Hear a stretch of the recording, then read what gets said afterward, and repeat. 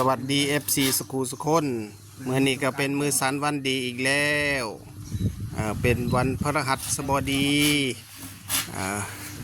วันที่6แล้วเมื่อนี้ก็เป็นวันที่6เดือนสิงหาคมพุทธศักราช2569เด้อเบิ่งพี่เสือเด้อเมื่อนี้คือเฮาคือสิมีโชคลาภนะเนาะเบิ่งพี่เสืองามๆเด้อพี่เสืองามบ้านนี้สิมีโชคแล้วมื้อนี้จังใดก็มีแท้ๆละเบิ้งนั่นน่ะมันบ่ยอมไปเด้อพี่เสือจ๋าบ่ยอมไปบ่ยอมไปเด้อเบิ่งดอกไม้งามๆซะก่อนเดี๋ยวจะมาเบิ่งแนวทางหวยลาวพัฒนาคืนนี้งวดวันที่6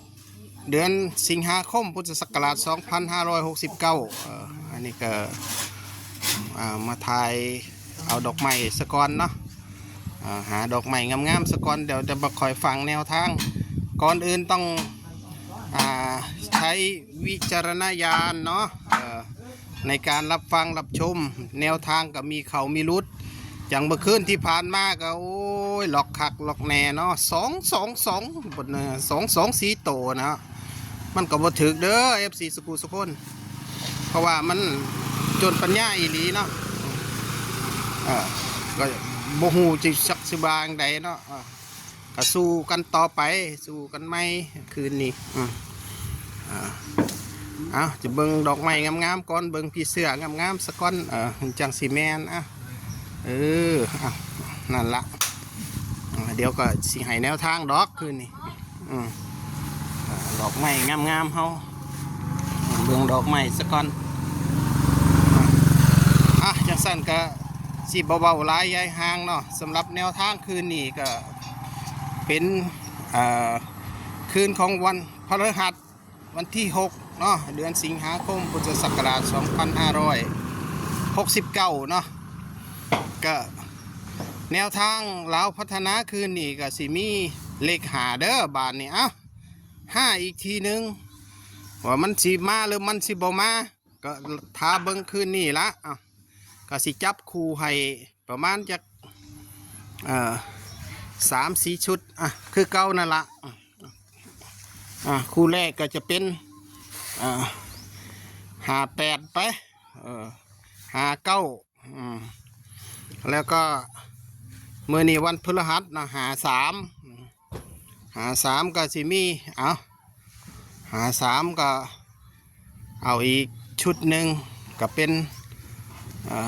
56ไปจะสั้นก็ขอให้FCสุขุสุคนใช้วิจารณญาณในการรับฟังรับชมเด้อแนวทางก็มีเข่ามีรุดคือจังหวะนั่นละเข้ามาแล้วก็ช่วยกัน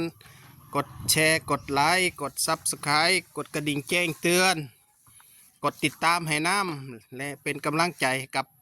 ปูกุขันเนาะปูกุขันก็ขอบคุณหลายๆสำหรับ FC ที่กดแชร์กดไลค์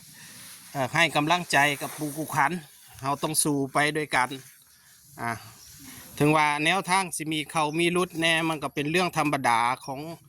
หวยหวยลาวคันเขาบล็อกเขาก็มีสิทธิ์รุ่นคันเขาล็อกแล้วก็จบเลยสุดท้ายนี่ก็ขอให้ FC สกูสคนที่มาเบิ้งและกดแชร์กดไลค์ให้จงมีความสุขความเจริญในหน้าที่การงาน